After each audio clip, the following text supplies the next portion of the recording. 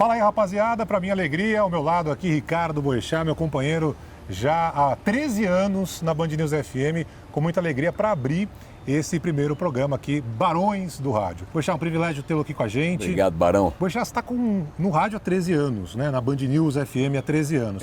Você teve sempre tua vida ligada a colunismo, de jornal, de TV, e hoje se tornou um cara muito popular. O rádio tem um papel nisso? Você se arrepende de alguma forma não ter começado antes no rádio? Uma vez eu estava participando de um evento. Bom, antes de mais nada, Barão, bom estar aqui. Muito obrigado. É uma honra para mim estar abrindo essa série de programas aí, Barões do Rádio, uma nova experiência para o nosso Eduardo Barão. Eu estava uma vez participando de um evento aqui em São Paulo, em que o Heródoto Barbeiro foi homenageado lá com um prêmio, acho que era o Comunique-se.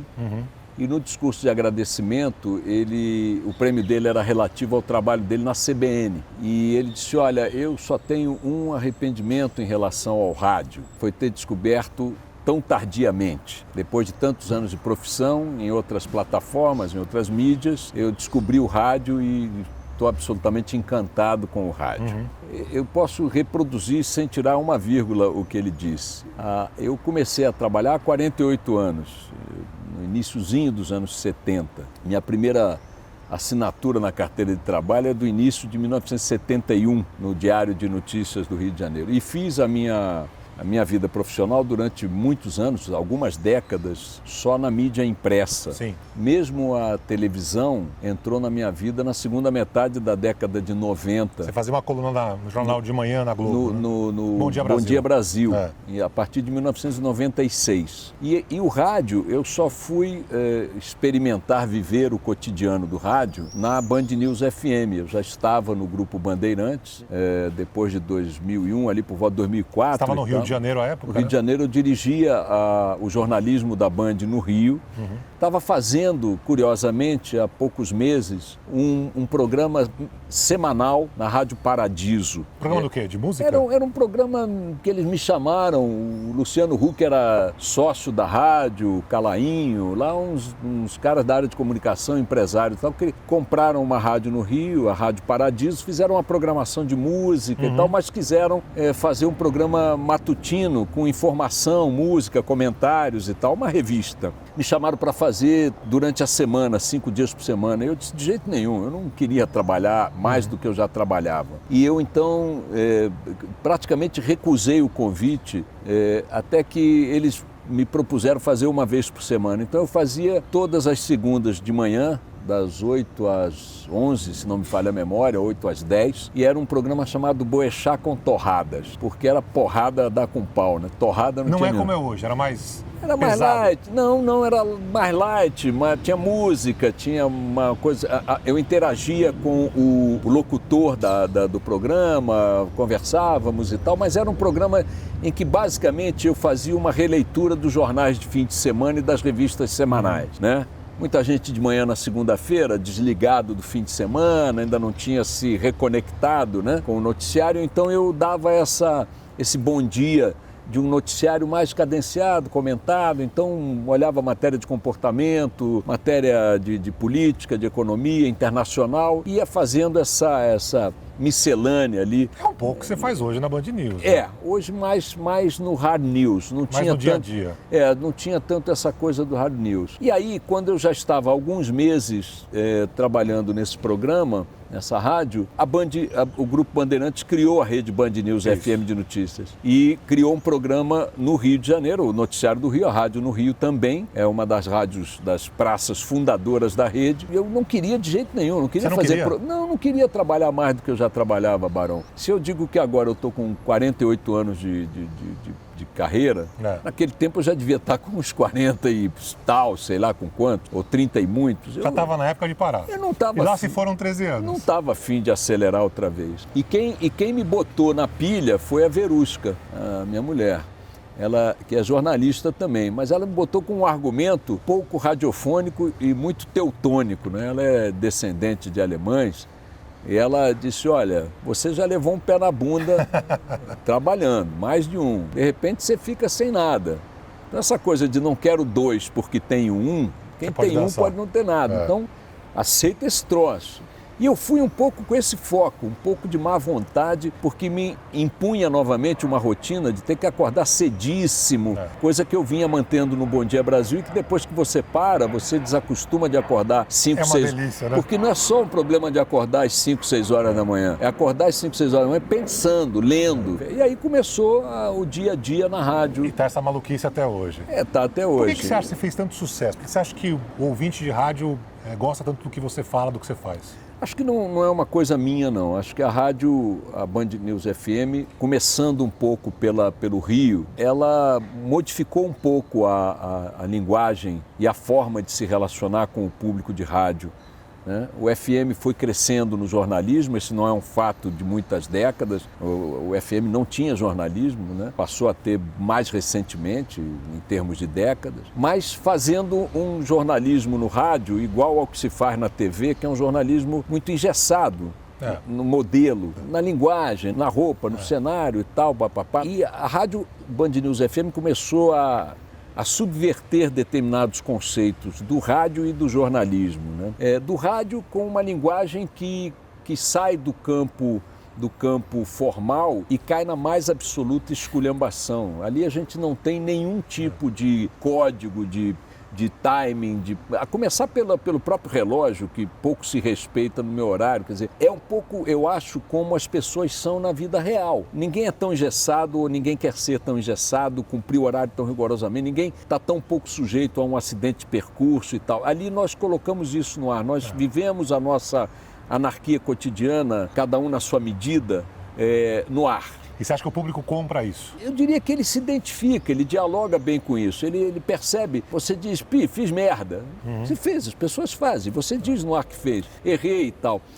E o outro ponto que eu acho muito importante, eu diria até que determinante, foi a quebra de alguns paradigmas no jornalismo mesmo. Um deles, o que eu acho mais relevante, mais inovador, é que eu chamo da inversão do polo, a inversão do polo da fé pública.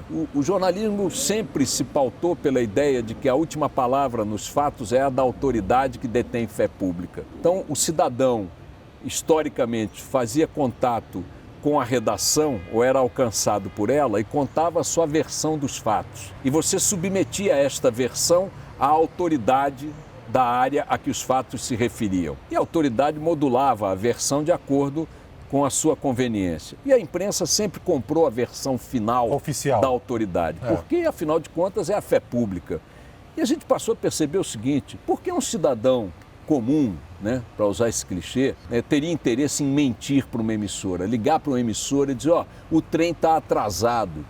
Não tem lógica. Não tem nenhum sentido, entendeu? E a gente passou a colocar toda a fé pública nesse cidadão, nessa versão do cidadão. Então ele passou a identificar a rádio como um espaço no qual ele se fazia ouvir, que é o bordão da Band News FM no Rio, né? O bordão nacional em 20 minutos tudo pode mudar. Na Rádio Band News FM Rio, que eu acho que impregnou um pouco o sentimento da rede, faça da Rádio Band News FM uma rádio para você se fazer ouvir. Eu acho que isso criou esse ambiente de identidade, de proximidade que a gente do qual a gente usufrui. Agora, você quebrou todas as barreiras que eu já vi do jornalismo, que é dar o seu telefone pessoal no ar.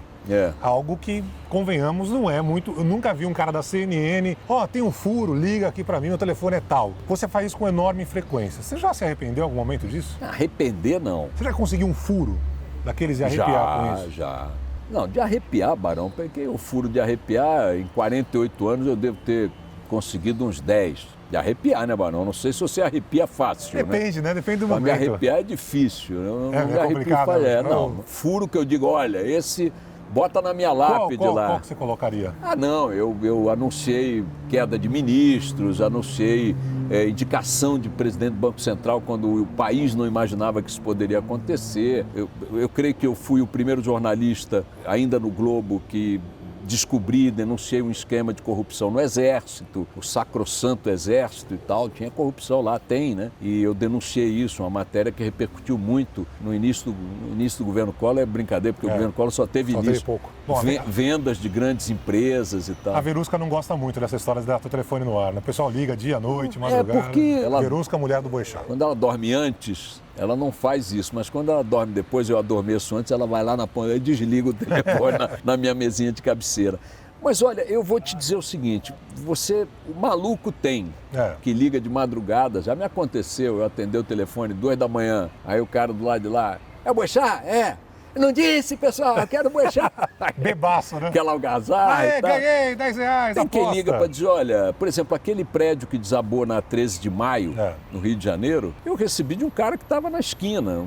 Eu estava entrando no ar aqui no Jornal da Band. A queda do avião da Gol, em Mato Grosso do Sul, se não me falha a memória, teve aquele choque com Legacy. Aquilo eu recebi assim, no telefone, de uma fonte, mas que era uma fonte que me acessou porque sabia meu telefone no ar. Era uma fonte com a qual eu não falava há alguns anos. Era do Rio de Janeiro, do meu tempo de coluna impressa, coluna diária. Não é que eu dou o telefone porque acho que vou receber furos e tal, que o público, em última análise, vai trabalhar para mim. Eu dou porque eu acho que é uma forma de dizer para as pessoas, não tem ninguém inalcançável do lado de cá. O jornalista adora se colocar um pouco como...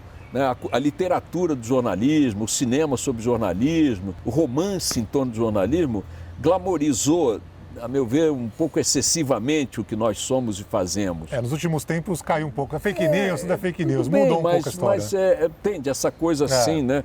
Você tá ali inatingível, e o público tá lá. Eu não quero estar lá, não. No palco. Agora, você falou do furo, né? O que você tem mais prazer hoje em dia? É dar um furo, você dar uma opinião no ar, você fala, putz, aquela opinião que eu dei lá na frente se concretizou.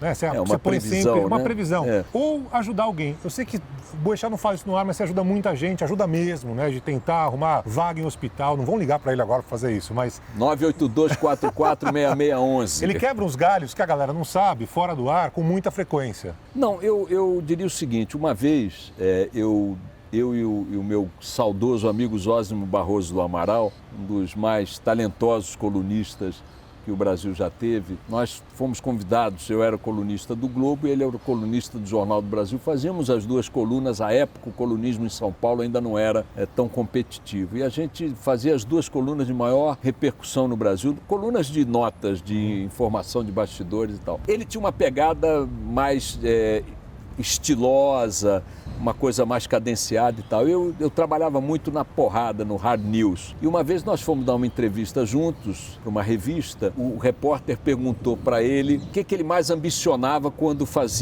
ele achava que tinha atingido o objetivo dele. E o Zósimo, que era uma flor de figura, era um gentleman, ele disse, olha, se eu conseguir extrair um sorriso do meu leitor, eu alcancei o que eu queria. Aí perguntou para mim, e eu disse, olha, se eu levar ele à loucura, eu acho que eu alcancei. Eu quero que ele mude o rumo do dia dele, eu quero que ele entre em pânico, que ele se irrite, eu quero produzir uma reação que seja uma reação que permaneça. Ou seja, eu não só porque isso correspondia à verdade, ao que nos distinguia em termos de conteúdo e de propósito, mas porque a minha visão naquele tempo era essa. Hoje, passados tantos anos, eu entendo perfeitamente a sofisticação da coisa do Zósimo. E eu diria hoje, adaptando a frase dele à minha realidade no rádio, que eu acho que eu atinjo o meu objetivo quando eu consigo tocar as pessoas. Pode ser que eu toque as pessoas falando de uma experiência que eu vivi, pode ser que eu toque as pessoas contando a história de alguém, dando voz a alguém, ou fazendo um comentário, uma análise política, numa abordagem que as pessoas digam, poxa, era o que eu queria dizer. Então, o que mais me gratifica é quando eu encontro as pessoas na rua e elas dizem, pô, Boechat, você falou o que eu gostaria de ter falado. Você fala o que a gente não pode falar. Todo mundo pode falar hoje em dia, não tem censura, a internet está aí, todo mundo pode. Mas é uma reação que me gratifica profundamente. Você quer tomar alguma coisa? Não, mas se tivesse um canhão para matar essa filha da puta dessa mosca... Continuando, então. Você xinga, você grita, você fala no ar na rádio... Parece até que a gente combinou, né? Eu lembro no começo, quando você veio para São Paulo, você cobrava muito posicionamento político dos ouvintes. Eu comecei a bater numa tecla de que ficar dizendo que estava indignado não ia levar a lugar nenhum. Que as pessoas tinham que tirar a bunda da cadeira e se manifestar, agir, transformar a indignação em ato físico. Isso foi uma entrevista que eu dei no início, talvez, de 2013. Essa entrevista teve muita repercussão durante as manifestações. Quando ela foi divulgada na internet, ela teve uma repercussão normal. Durante as manifestações, muita gente pegou aquela entrevista minha em que eu dizia, joga pedra no carro do vereador, bota pra fuder. É isso aí, tem que reagir esses filhos da puta lá. E você falava no ar na rádio? E aí, botaram essa entrevista no período das manifestações, quando os Black Blocs estavam fazendo aquilo, sugerindo que eu estava endossando aquilo. Não era isso. O Black Bloc é uma deformação, priápica, eu acho que tem a ver com juventude, com aquela testosterona da garotada e tal, que transforma qualquer coisa que você não aceite no campo da sua avaliação pessoal num inimigo a ser abatido, a ser destruído. O que eu nunca preguei. Eu estava fazendo ali uma conclamação a uma reação mais hostil mesmo, física mesmo, ao Estado e aos seus agentes. E não a banca de jornal, não ao orelhão, não a vitrine da loja de Dona Juventina. Então teve ato de Black Bloc que quebrava a vitrine para roubar lingerie, pô. Aí não dá, né? Que ação política é essa? Fala de uma coisa muito mais legal. Tem um horário da rádio, que é o horário de maior audiência, que é a tua conversa diária com o José Simão. Que eu lembro que no começo você suava para fazer o Simão, muito. Era algo muito complicado. Mas só você consegue fazer o Simão do jeito que fica bacana.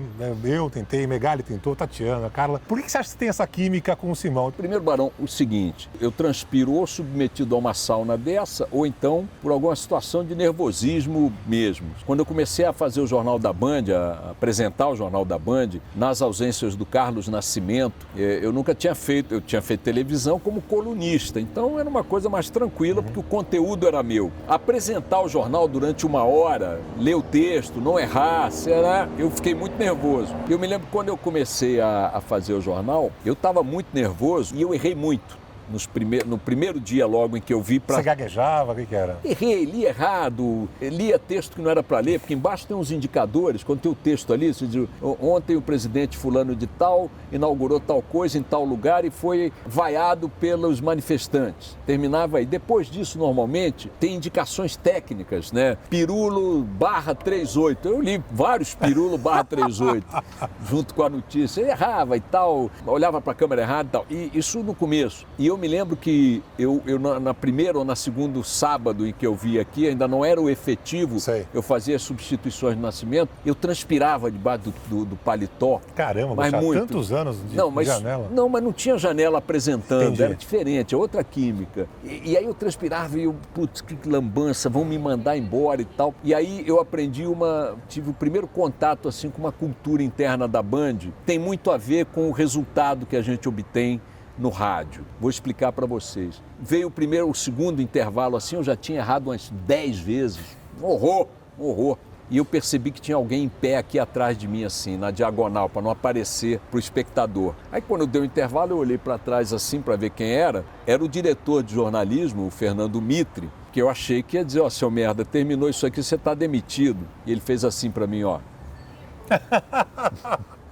Isso é muito a Band, a coisa assim de comprar a briga do profissional, estamos juntos e tal. É um ambiente de liberdade aqui dentro, é absoluto. Ah, mas não tem pressão do patrão? Tem, mas vai até os 42 do segundo tempo, nos 3 finais você modula aquilo e tal, porque esse ambiente de jornalismo, de redação, é um ambiente dialético, não tem hierarquia. A hierarquia não funciona no jornalismo da forma que funciona em outros ambientes profissionais. Então, pressões e contrapressões há, mas essa coisa da liberdade é muito grande. E aí, voltando para o Simão, eu já estava... Só um minutinho. Você como o Boechat é louco, ele começa falando do Simão, aí dá uma volta, fala do jornalismo inteiro como conteúdo, da estreia dele no Jornal da Band, agora ele vai falar do Simão. Fala aí, Boechat. Isso tem prazo de validade, porque aos poucos eu vou ficando esclerosado, mas enfim. Aí quando a rádio inaugurou, eu fazia uma participação do Rio de Janeiro no programa do Carlos Nascimento, que é esse que eu faço hoje. E eu fazia o que eu fazia na televisão, eu entrava com 2, 3 notinhas exclusivas e tal, bababá. Quando o Nascimento saiu para ir para o SBT, foi uma substituição muito repentina, eu tive que vir para São Paulo para fazer o Jornal da Band todos os dias e a rádio todos os dias. Lá se vão 12 anos, hein? Porque a rádio eu já estava fazendo no Rio, no horário local. Mas o que me deu mais pânico foi a coluna do Zé Simão, porque não só é a figura que é, a referência nacional que é, na sátira política, no humor. Acho que ninguém supera o Zé Simão nesse quintal, em mídia, né? Em mídia de massa, em mídia impressa. Não vou dizer que ele tinha química com o Nascimento, não. Não tinha. Mas é química, para andar tem que ter química. E eu nunca tinha feito isso. Como é que funciona isso? Então eu me lembro que logo no primeiro dia eu tratei de dizer isso para ele, Simão, quero te dizer que a ativa aqui é muito grande, eu estou muito tenso. E eu brinquei com isso e tal. E a coisa passou a funcionar quando eu disse, vem cá, pô, esse cara é o maior sacana que tem. Nada, ele leva nada a sério, embora faça a crítica política mais séria que tem, mais consequente que tem, que é a do humor. É o rei está nu. Aí eu digo, pô, mas peraí, por que eu vou ficar nervoso? Aí eu vou dizer quando é que mudou da água pro vinho, quando eu liguei o foda-se. Eu digo, é? Assim. Então você é o que eu sou na minha vida normal, com meus amigos. Então vou levar ele na galhofa. Bater papo e dane-se. Então é aquela galhofa, aquela esculhambação. Você falou da TV. E toda vez chega mensagem perguntando por que o Boechat da TV é tão diferente do Boechat do rádio. É simples, né? É a forma mesmo, né? São dois veículos distintos, né? Eu brinco que no rádio o senhor é o minuto e eu não respeito muito. Na televisão o senhor é o segundo. Um atraso de 10 segundos na televisão provoca um efeito na rede, um efeito cascata na rede, maior que o aumento de salário no Supremo Tribunal Federal. As praças têm seus anúncios próprios que precisam entrar no ar naquele segundo exato para poder encaixar com o anúncio que é transmitido para a rede inteira e todos têm que terminar no segundo exato para voltar o jornal para o ar. O jornal tem que sair do ar num segundo exato porque na sequência já colocado para a rede tem um anúncio, ou então tem um outro programa, ou a chamada da novela, ou o anúncio eleitoral, sei lá o que tem. A televisão não tem essa margem de tempo disponível, ok? Esse é o primeiro dado. Então, você anda com o relógio funcionando como uma espada sobre tua cabeça. Aí poderiam dizer, bom, mas o jornal tem 1 hora. Por que dentro dessa 1 hora, tirando os intervalos, né, e dá menos que isso, você não faz o que faz na rádio? Minha gente, o que eu faço na rádio é um pouco o que eu estou fazendo aqui. Eu falo pelos cotovelos.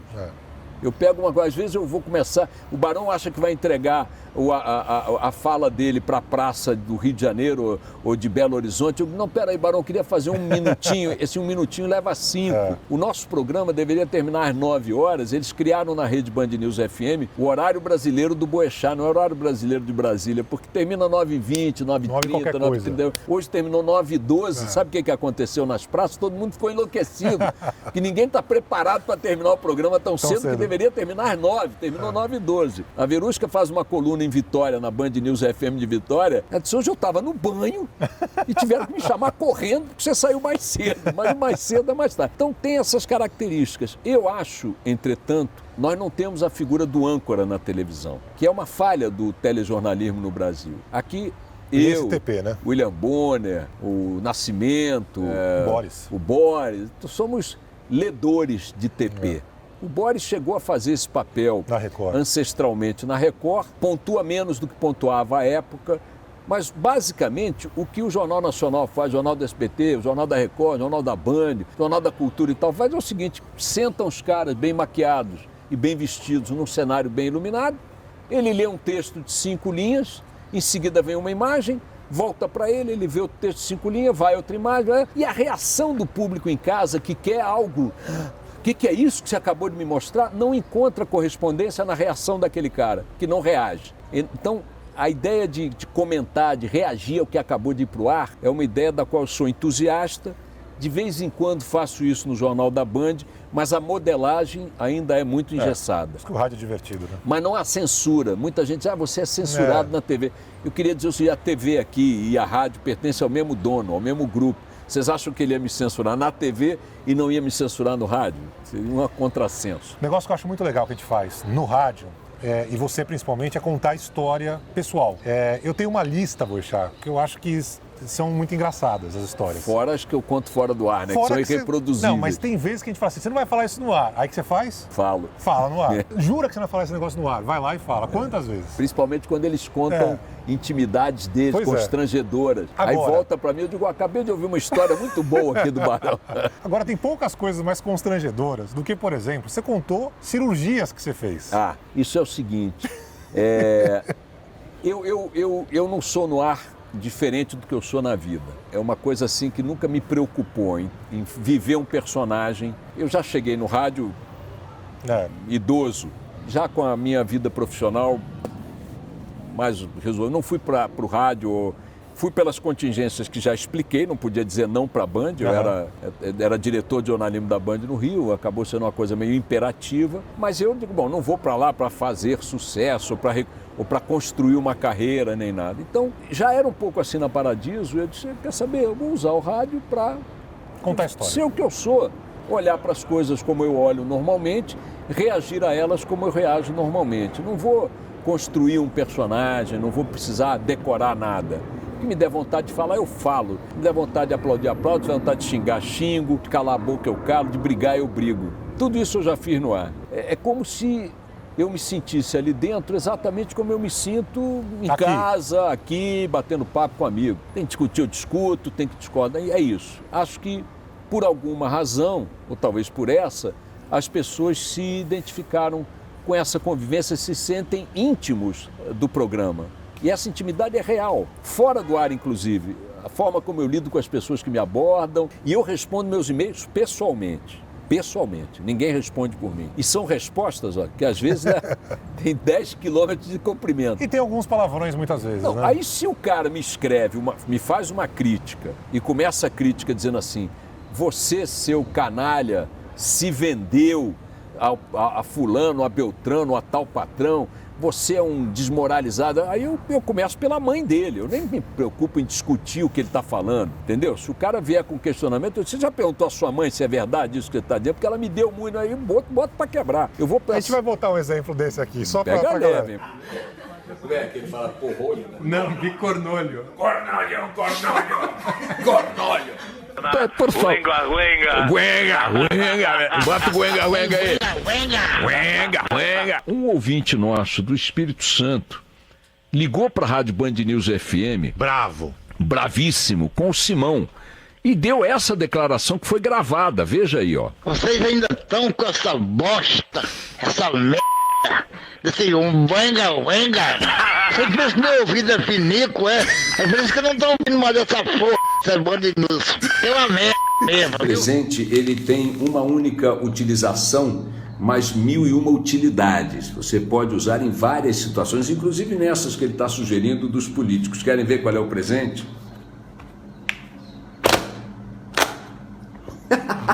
Não, vou botar tem uns que são impublicáveis. Mas é esses mesmo que eu vou pegar. E quer saber qual é a reação? Alguns voltam e quase dá duelo público. Outros, mas como?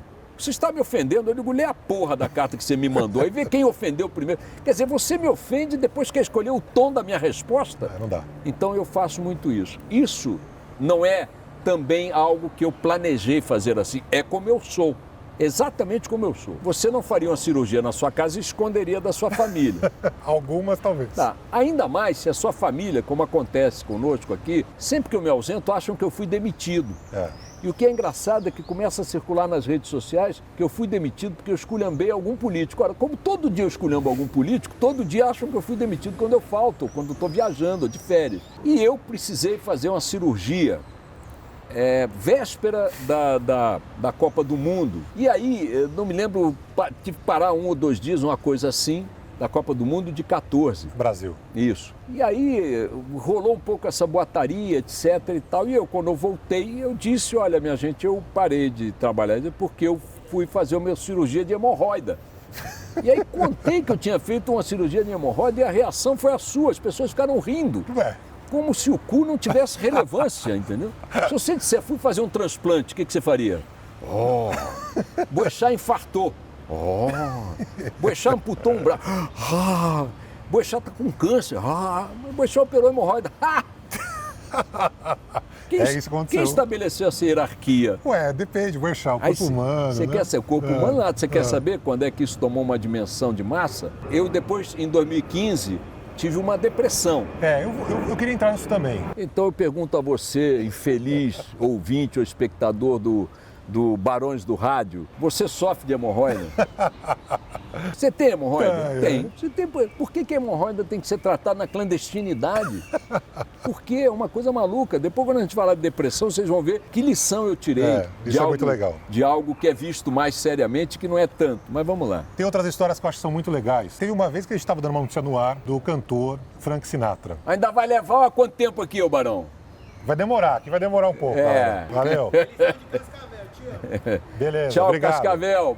Saiu nas agências internacionais uma notícia que foi lida pelo Barão, por quem estava no ar naquela hora, dizendo que a Mia Farrow, a atriz Mia Farrow, que foi casada com Frank Sinatra e depois casou-se com Woody Allen, deu uma declaração para a revista, acho que Vanity Fair, não me lembro qual, disse que o filho dela com o Woody Allen, que é reconhecido como tal, talvez não fosse filho do Woody Allen. Fosse filho do Frank Sinatra. Fosse filho de Frank Sinatra, com quem ela tinha tido não sei se foi casado, um romance, um namoro e tal. Ela deu ali a informação de que poderia ter havido ali um ato de infidelidade e tal. É bem verdade que a Mia Farrow, com justa razão, detesta o Woody Allen porque todos sabem do caso em que ele assediou uma enteada deles e tal. Quando foram procurar o filho deles, que é um rapaz, já um homem jovem, e colocaram para ele essa declaração da mãe biológica, disseram, olha, sua mãe deu declarações dizendo que você talvez seja filho não do Woody Allen,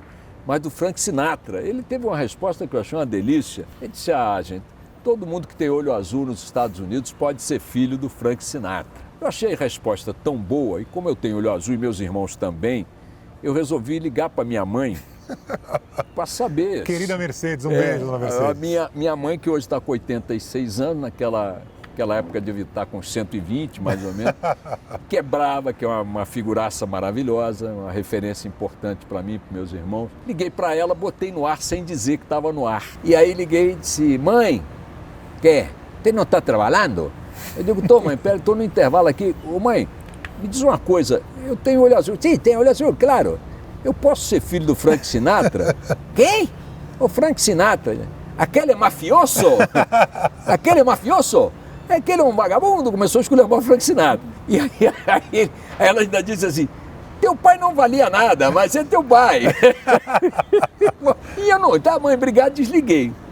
Ela, como não sabia que estava no ar, pouco depois começaram a ligar para ela, para dizer, Mercedes, eu te quero.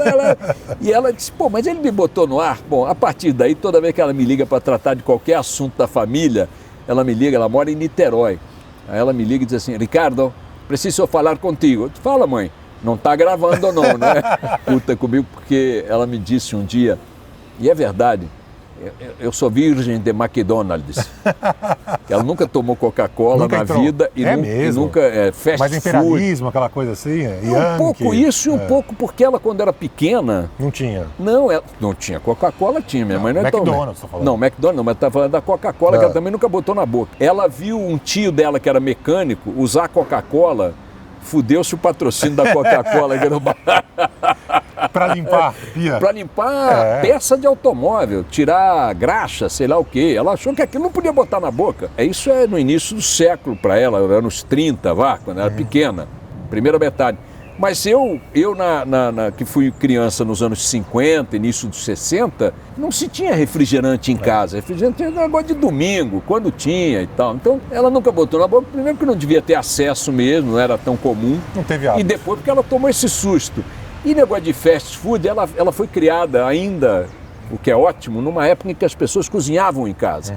A mãe dela era uma grande cozinheira, a vovó Josefina, e ela sempre foi uma grande cozinheira. Minha mãe fazia coisas incríveis, de vez em quando ainda faz. Então não tem esse negócio de comer, entrar numa lanchonete, pegar um troço que fizeram 50 mil iguais e botar na boca. Não, então eu trabalhei no McDonald's. Então não, tudo bem, vê-se, né? E aí, ela disse para mim uma vez que ela era virgem de McDonald's. Aí eu contei no ar. Ficou brava. Ela chegou no bingo, as velhinhas todas disseram, falaram também de McDonald's. Você falou da depressão. E foi um momento muito duro para todo mundo aqui na rádio. Teve muitos momentos que foram muito duros nessa nossa rotina que é de muito trabalho, mas de dar risada, de se divertir trabalhando. Esse é um momento muito complicado. Eu queria que você falasse, que eu sei disso, como que a rádio de alguma forma te ajudou também a dar uma cambalhota nessa história. Eu não tinha histórico pessoal ou familiar de depressão.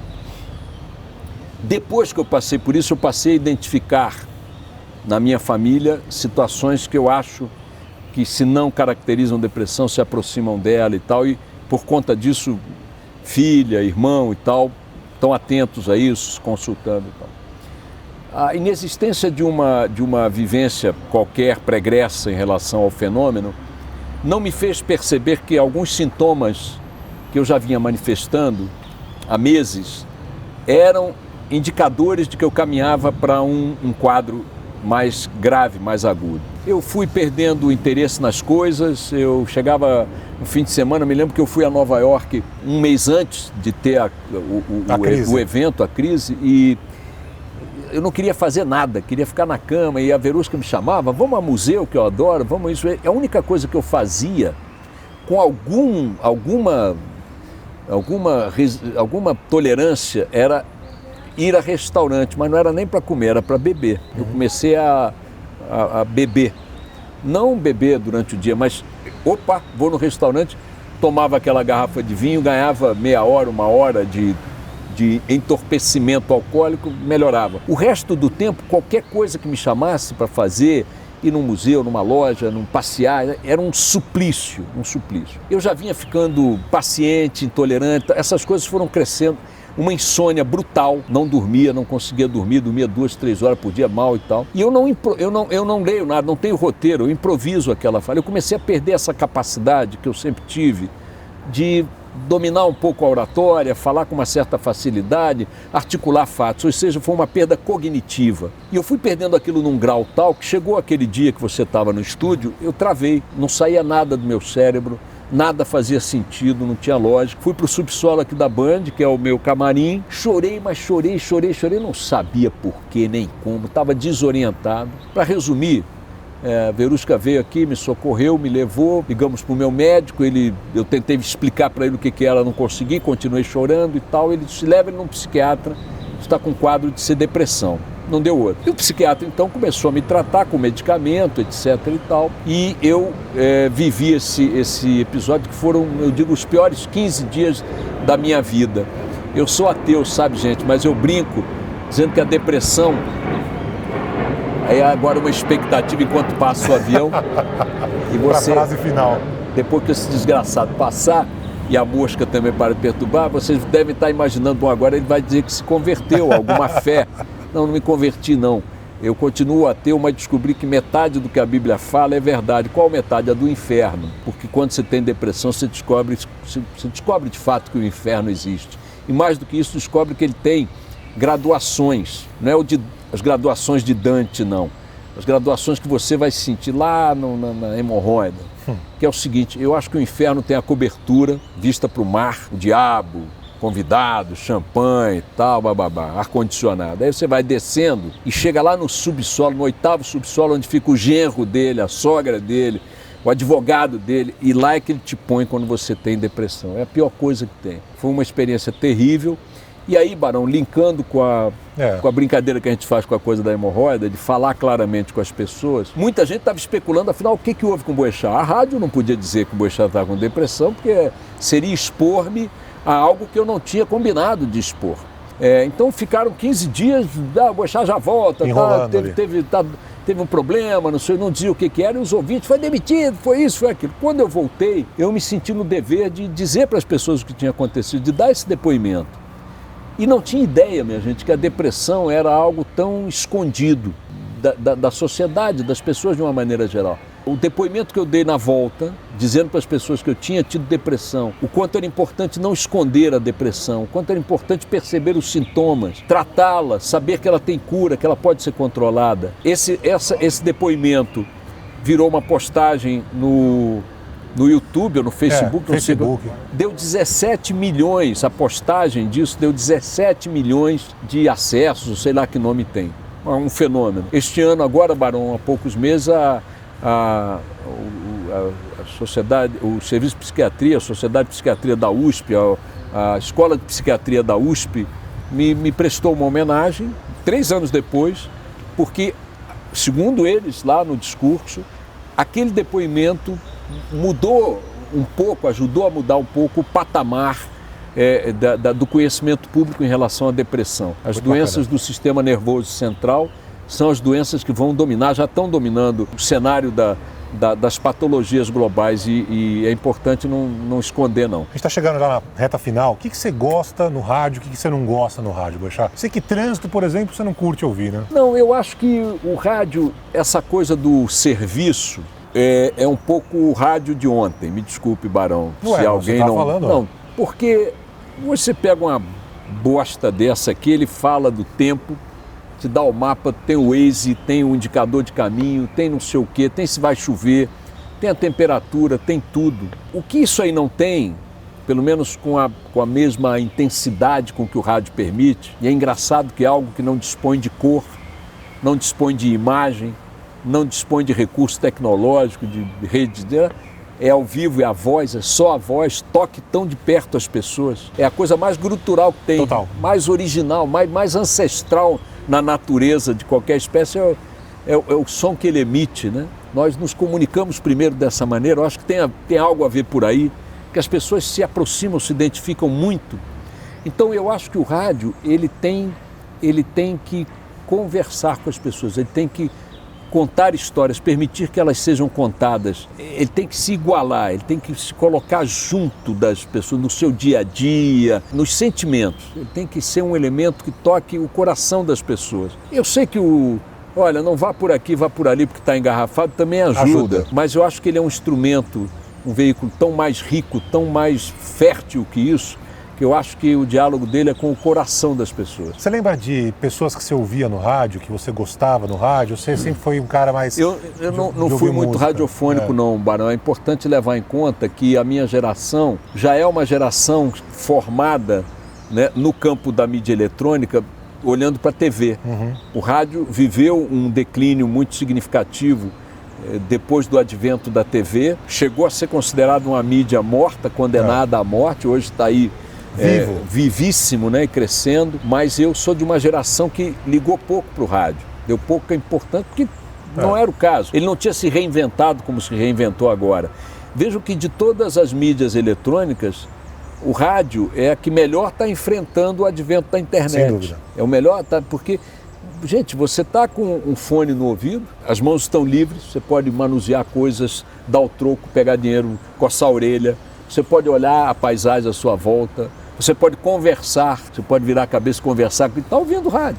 O rádio é um veículo, é um milagre compatível com todos os outros milagres da comunicação. E no seu caso, que orelha, né? Para terminar, Boechat, você é um dos caras mais premiados, jornalistas mais premiados do Brasil. Do rádio, você ganhou todos os prêmios Comunique-se, né? E outros ao longo da sua história. Você chega de manhã, olha pro espelho e fala assim, eu sou muito foda, como eu sou bom pra caramba.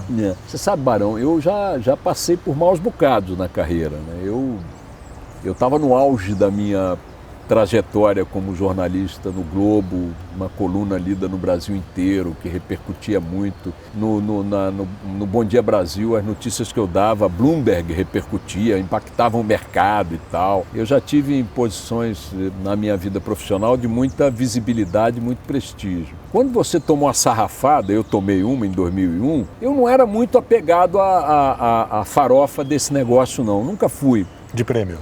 É bom, é melhor do que levar uma pedrada, claro. Mas não é aquela coisa, opa, vou disputar, vou pedir voto, esse tipo de coisa. Eu também nunca fui por natureza, por temperamento, muito de pavonice. Não é.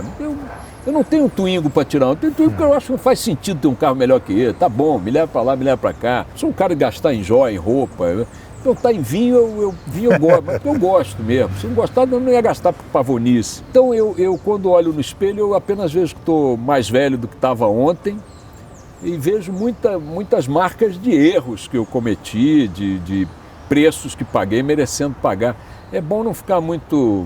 Não vem com aquele negócio, como é que é? Dorian Gray, não. Poxa, mas vou te falar uma coisa, você vai receber o maior prêmio agora que você recebeu na sua vida. Oba.